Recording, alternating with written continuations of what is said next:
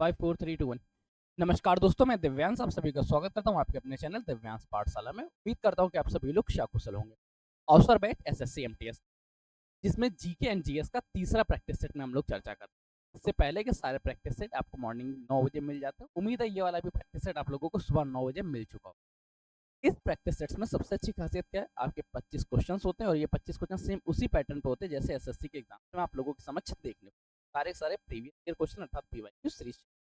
तो चलिए सेशन को स्टार्ट करते हैं। सेशन को स्टार्ट करने से पहले आप लोगों से एक हम्बल रिक्वेस्ट है, सेशन अगर पसंद आए तो सेशन को लाइक करिएगा, दोस्तों के साथ शेयर करिएगा, चैनल पर नया सब्सक्राइब, क्योंकि आपका एक सब्सक्रिप्शन हमारे लिए मोटिवेशन का और आपका सिलेक्शन के प्रति तो चलिए सिलेक्शन के प्रति एक नए कदम को आगे बढ़ाते हुए आज के सेशन स्टार्ट करता हूँ और देखते हैं हमारा पहला क्वेश्चन आपसे क्या पूछ रहा है।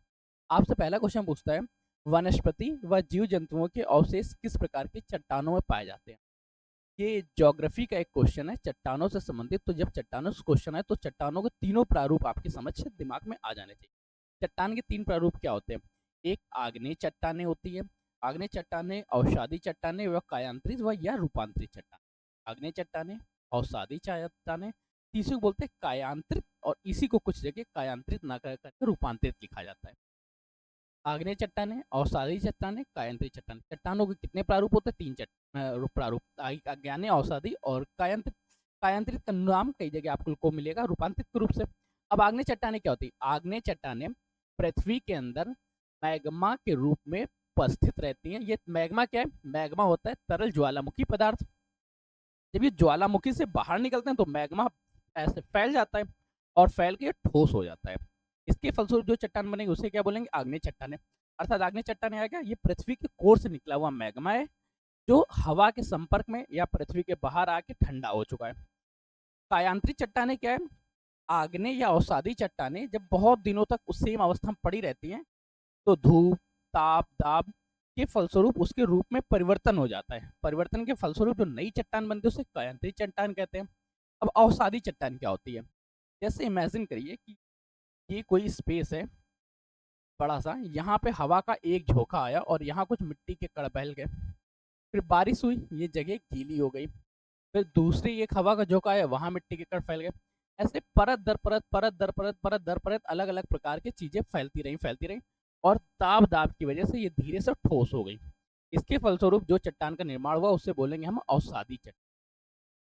अवसादी चट्टानें क्या है, पृथ्वी के ऊपर वायुमंडलीय दशाओं के फलस्वरूप बनी हुई चट्टान को अवसादी चट्टान कहते हैं। इन अवसादी चट्टानों में क्या रहेगा, जस्ट सपोज कि 400 साल बाद उस पर कोई जानवर आके मर गया तो उस जानवर के भी अवशेष मिल जाएंगे, उसमें वहाँ की दशाओं के अवशेष भी मिल जाएंगे, वहाँ की वनस्पतियों के भी अवशेष मिल जाएंगे। अर्थात इसका ऑप्शन नंबर कौन सही रहेगा वो आप लोग को कंफर्म रखना है। इस तरह के क्वेश्चन का आंसर नंबर बी सही रहेगा। वनस्पति व जीव जंतुओं के अवशेष किस प्रकार की चट्टानों पाए जाते हैं, अवसादी चट्टानों के रूप में। चट्टानें कितने प्रकार की होती है, तीनों याद रखिए। तीनों में से किसके क्या नाम है वो याद रखिए। इस क्वेश्चन को यहीं पे दाएंड करते हैं, अगले क्वेश्चन पे बूस्ट करते हैं। अगला क्वेश्चन क्या पूछ रहा है, अगला क्वेश्चन हमसे पूछता है, चूना पत्थर का कायांतरित रूप है। देखिए चूना पत्थर है क्या, चूना पत्थर एक प्रकार का औषधि चट्टान है। इसका कायांतरित अर्थात रूप परिवर्तन होकर कौन सी चट्टाने बन जाता है, तो उसमें याद रखिए संगमरमर की चट्टान। अब ये देखिए चूना पत्थर कितना सॉफ्ट होता है और संगमरमर पर्वत, जिस संगमरमर चट्टान जिससे ताजमहल बना है, मतलब कहाँ से कहाँ तक का सफर ताप दाब एवं वायु के फलस्वरूप संपन्न हो जाता है। अगला क्वेश्चन देखें, क्वेश्चन क्या है, भूकंप की तीव्रता किसमें नापी जाती है। देखिए सारी फेरल स्केल, ये थोड़ा सा लिखा गलत है, रॉसी फेरल स्केल सही था, यहाँ पे ऑप्शन नंबर सी सही रहेगा, परंतु इसके बाद 2-3 पॉइंट और याद रखिएगा। एक जैसे यहाँ पे मार्फोली लिखा, अगर मार्फोली जगह मार्कली, मार्कली, ठीक है, मार्कली स्केल में भी नापा जाता है, रिएक्टर स्केल में भी नापा जाता है, साथ में इसको मैग्नीट्यूड स्केल में भी नापा जाता है। Magnitude scale, magnitude scale, magnitude test scale. अब भूकंप होता क्या है, पृथ्वी की सतह का अचानक हिल जाना या पृथ्वी के केंद्र से अचानक तरंगों का उपस्थित होना जिसके फलस्वरूप पृथ्वी की ऊपरी सतह या परपाटी हिल जाए, उस तरह की दशा को क्या बोलते हैं, भूकंप बोलते हैं। भूकंप का नापने के लिए किसका प्रयोग होता है, रिएक्टर स्केल का, मार्कली स्केल का तथा मैग्नीट्यूड टेस्ट स्केल का। ये 3 मेथड है जिसके माध्यम से भूकंप की तीव्रता का माप किया जाता है।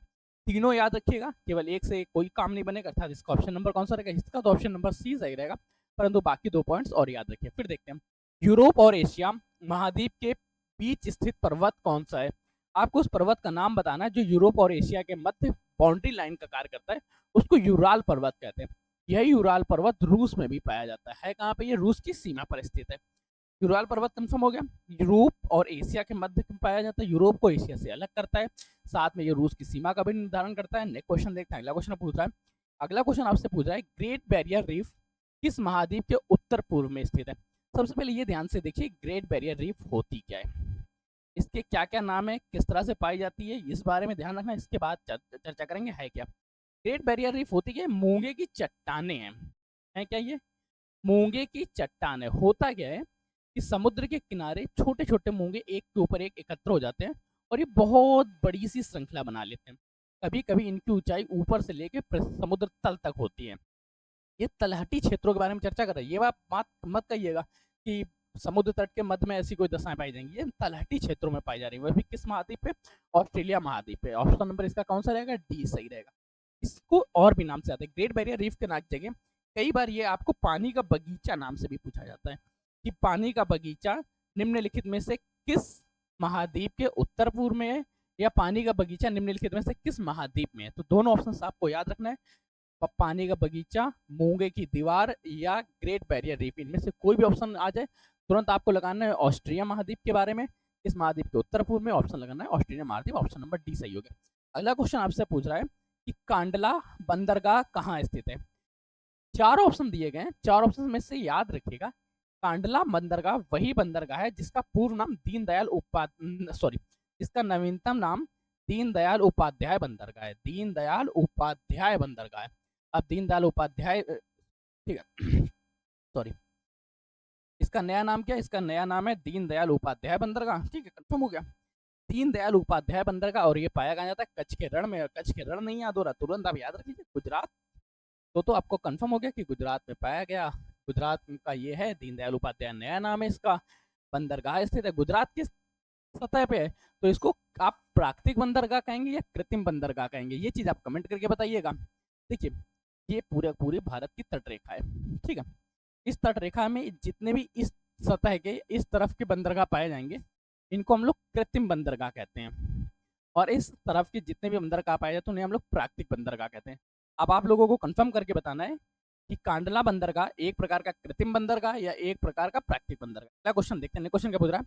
भारतमाला परियोजना क्या है? देखिए, भारतमाला परियोजना इसकी प्रारंभ कब हुई थी? तो डेट से आपको याद रखना है कि 31 जुलाई सन 2015 को तत्कालीन प्रधानमंत्री, भारत के जो वर्तमान भी प्रधानमंत्री हैं, नरेंद्र दामोदर मोदी जी, उनके मन में एक इच्छा उपस्थित हुई कि क्यों ना एक ऐसा माला रूपी राजमार्गों का ऐसा तंत्र उत्पन्न किया जाए कि वो एक माला के रूप में उपस्थित हो। स्टार्ट होता है गुजरात से, इधर पंजाब होते हुए धीरे धीरे ये असम के क्षेत्र से निकल जाएगा, और इसकी जो लागत है वो 5,000 करोड़ रुपए लागत रखी गई है। अभी इसके सिर्फ 9 वर्ष हुए हैं, अभी ये धीरे धीरे और क्रियान्वयनशील है और आगे वृद्धि हो रही है। इसके तहत कितने किलोमीटर की? इसके तहत 2500 किलोमीटर की राष्ट्रीय राजमार्गों का निर्माण होगा। इसके बाद ये अंतरराज्यीय एवं राज्यों के मध्य के हाईवेज का निर्माण करेंगे। है कि राजमार्गों का एक विकास तंत्र है। पर्वतमाला, ऑप्शन नंबर कौन सा ये हो जाएगा? इसका ऑप्शन नंबर बी सही हो जाएगा। प्रारंभ कब होती है? 31 जुलाई सन 2015 से। अगला क्वेश्चन देखते हैं। वर्तमान में केंद्रीय बैंक के गवर्नर कौन है? सबसे पहले केंद्रीय बैंक किसे कहते हैं? भारत का केंद्रीय बैंक आरबीआई है, रिजर्व बैंक ऑफ इंडिया, जिसका मुख्य कार्य मुद्रा का संचालन करना, मुद्रा विनिमय करना, मुद्राओं पर नियंत्रण रखना एवं मुद्रास्फीति पर नियंत्रण रखना, मुद्रा से संबंधित सारे के सारे नियम रूल्स बनाने का कार्य किसका होता है? केंद्रीय बैंक का। भारत का केंद्रीय बैंक क्या है? आरबीआई के नाम से। अब आरबीआई के अध्यक्ष के बारे में आपसे पूछ लो तो याद रखिएगा, वर्तमान अध्यक्ष श्री शक्तिकांत दास जी हैं, जो इसके 25वें गवर्नर हैं। कौन से? 25वें गवर्नर है। अगला क्वेश्चन देखते हैं। क्वेश्चन क्या पूछ रहा है आपका? एनएससी का फुल फॉर्म क्या है? NSC national stock exchange. ठीक है, कहीं लिखा हुआ क्या national stock exchange? Option number B में लिखा हुआ है, ऑप्शन नंबर बी इसका सही हो गया। एनएससी है क्या? यहाँ पे स्टॉकों का आदान प्रदान होता है, और एनएससी विश्व स्तर की तीसरी सबसे बड़ी, विश्व की तीसरी या थर्ड सबसे बड़ी, तीसरी बड़ी स्टॉक एक्सचेंज यूनिट है। स्टॉक एक्सचेंज यूनिट है। ठीक है, ये आपको ऑप्शन याद रखना है। एनएससी फुल फॉर्म क्या हो? National stock exchange. अगला क्वेश्चन देखते हैं। स्थापना कब हुई थी ये चीज और याद रखिए, जब कभी स्थापित चीजें हो जाए तो 1992 में इसकी स्थापना हुई। नेक्स्ट क्वेश्चन देखते हैं, ऑप्शन नंबर इसका क्या सही, ऑप्शन नंबर इसका बी सही है। अगला क्वेश्चन देखते हैं, अगला क्वेश्चन क्या पूछता है। अगला क्वेश्चन आपसे पूछता है यहाँ पे, मुद्रा बाजार के उपकरण क्या है। अब मुद्रा बाजार होता क्या है, आपने कोई नोट देखा है, इस नोट का उपयोग कहाँ पे होगा, इस नोट का या धन का उपयोग होगा मुद्रा में। मुद्रा बाजार में एक वचन दिया जाता है, मैं धारक को कितने रुपए अदा करने का वचन देता हूँ, नीचे साइन होते हैं भारत के राष्ट्रपति जी के, अर्थात ये क्या एक वचन पत्र है। मुद्रा बाजार का मुख्य उपकरण क्या है, मुद्रा बाजार का मुख्य उपकरण वचन पत्र है। कल के दिन इसी कागज की जगह कोई दूसरा कागज आ जाता है जिसमें भी भारत के राष्ट्रपति द्वारा या भारत की एकीकृत इकाई द्वारा सॉरी, इसमें राष्ट्रपति जी के साइन नहीं होते, इसमें गवर्नर के साइन होते हैं। ठीक है, याद रखिए। वर्तमान समय के जो नोट चिन्हित होंगे उनमें शक्तिकांत दास जी के साइन होंगे। ठीक है, अगर यही नोट की जगह कोई नया नोट आ जाता है, कोई नई मुद्रा आ जाती है जिसमें भी धारक को अदा करने का वचन दिया जाए, तो वो भी एक प्रकार का मुद्रा बाजार का उपकरण बन जाएगा। ठीक है, अगला क्वेश्चन देखते हैं। क्वेश्चन क्या पूछा आपसे, मेनका गांधी बनाम भारत संघ 1978 वाद विवाद। मेनका गांधी बनाम 1978 का वाद विवाद किससे संबंधित है, ये ध्यान रखिएगा। मेनका गांधी और भारत सरकार का वो केस इस तरह से हुआ कि मेनका गांधी जी का जो पासपोर्ट था वो एक्सपायर कर दिया गया था बिना टाइम से कंप्लीट हुए। उसके बाद उन्होंने कोर्ट केस किया, फिर कोर्ट केस में क्या हुआ, अर्थात ये क्या व्यक्ति के व्यक्तिगत स्वतंत्रता की रक्षा करता है, व्यक्तिगत स्वतंत्रता के अधिकार की। बहुत बेहतरीन चल रही है इसलिए इसको मैं थोड़ा सा ठीक करने की कोशिश करता हूँ। ठीक है, ये क्या है, व्यक्तिगत स्वतंत्रता की रक्षा के बारे में चर्चा करता है, और ये है व्यक्तिगत स्वतंत्रता की रक्षा के बारे में बता रहा है। अर्थात ये कौन सा आर्टिकल 21 में इसकी चर्चा की, ऑप्शन नंबर 20 का सही हो गया। अगला क्वेश्चन देखते हैं, अगला क्वेश्चन क्या पूछा, अगला क्वेश्चन आपने पूछ रहा है, भारत के उपराष्ट्रपति किसके पदेन अध्यक्ष सभापति होते हैं। इसका आर्टिकल याद रखिएगा, आर्टिकल 64 में ऐसी बात की संकल्पना प्रस्तुत की जाती है, या अनुच्छेद 64 में ये कि भारत के उपराष्ट्रपति राज्यसभा के पदेन सभापति होते, और हम उपराष्ट्रपति जी को भारत के उपसभापति पदेन, हाँ ठीक, चलिए भारत के जो उपसभापति या उपराष्ट्रपति रहेंगे, यहाँ पे यहाँ होना चाहिए उपराष्ट्रपति। ठीक है, भारत के उपराष्ट्रपति को एज उपराष्ट्रपति ₹0 मासिक वेतन या ₹0 मानदेय तय होता है। उन्हें केवल राज्यसभा का सभापति होने के लिए धनराशि दी जाती है।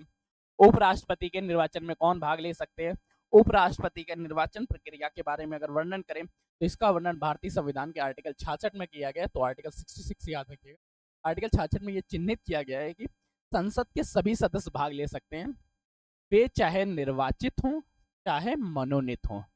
निर्वाचित तथा मनोनीत दोनों सदस्य भाग ले सकते हैं, और दोनों किस सदन के होंगे, लोकसभा के भी और राज्यसभा के भी। अगला क्वेश्चन पूछ रहा है आपसे, अगला क्वेश्चन आपके समझ बड़ा प्यारा सा क्वेश्चन आता है कि भारत के राष्ट्रपति द्वारा शपथ ग्रहण का प्रावधान भारतीय संविधान के किस आर्टिकल में कहा गया है। 56 में क्या चर्चा की, 56 में राष्ट्रपति के कार्यकाल के बारे में बताया गया है, 57 में योग्यता के बारे में बताया गया है। अगर आर्टिकल 63 के बारे में चर्चा करें, भारत का एक उपराष्ट्रपति होगा, उपराष्ट्रपति के पद के बारे में बताया गया।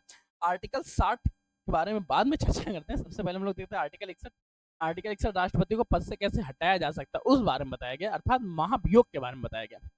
रिमेनिंग कौन सा बचा, आर्टिकल 60 जिसमें शपथ ग्रहण के बारे में बताया गया है, किसको, राष्ट्रपति जी शपथ किस प्रकार से ग्रहण करेंगे, इनको राष्ट्रपति शपथ कौन ग्रहण कराएगा। मतलब पॉलिटी की एक कंप्लीट क्लास आप लोगों के समक्ष आ रही है, जिसको होगी 4 PM पे डेली। अगर आप इस सेशन से नहीं जुड़ रहे हैं तो जुड़िएगा, क्योंकि ये क्लासेस होंगी लाइव क्लास के फॉर्मेट में। लाइव क्लास में जुड़ के आप इस सेशन को अटेंड कर सकते हैं। नेक्स्ट क्लास देखते हैं, नेक्स्ट क्वेश्चन क्या है, राष्ट्रपति पे महाभियोग की प्रक्रिया संसद द्वारा चलाई जाने वाली एक अर्धन्यायिक प्रक्रिया है। अर्धन्यायिक प्रक्रिया क्यों, क्योंकि इसमें राष्ट्रपति जी को अपना पक्ष रखने की अनुमति तो होती है, परंतु ये पक्ष मात्र एक बार रख सकते हैं, इसमें कोई भी बार बार सुनवाई नहीं होगी कि आपने कुछ बताया फिर उसके बाद जाके आप उसको एडिट करें, अगला एडिट हो, तो ऐसा नहीं, एक बार आप अपना पक्ष रख सकते हैं। अगला क्वेश्चन देखते हैं, क्वेश्चन क्या, मौर्य काल में मुद्राओं को जांचने वाला अधिकारी क्या कहलाता था। अब मौर्य काल जहां आपसे क्वेश्चन है तुरंत आप याद रखिए, मौर्य काल की राजधानी कौन सी रहती है, पाटलिपुत्र इसकी राजधानी रहती है। इसकी स्थापना किसने की थी, इसकी स्थापना की थी चंद्रगुप्त मौर्य ने। वो भी चंद्रगुप्त मौर्य ने किसकी मदद से की थी, चंद्रगुप्त मौर्य ने किसकी मदद ली थी इसमें, चाणक्य की। चाणक्य है कौन, चाणक्य अर्थशास्त्र के चाणक्य, ठीक है, चाणक्य है कौन, चाणक्य अर्थशास्त्र के रचयिता है, अर्थशास्त्र नामक पुस्तक के रचयिता है। अर्थशास्त्र नामक पुस्तक जो है वो राजनीति विज्ञान की एक पुस्तक है, इसको कोई इकोनॉमिक की पुस्तक मत मान लीजिएगा। और ये जो मौर्य काल का प्रशासन काल रहता है, इसका प्रशासन काल रहता है 322 से लेके 185 बीसी तक बिफोर क्राइस्ट के बारे में यहाँ चर्चा कर रहे हैं।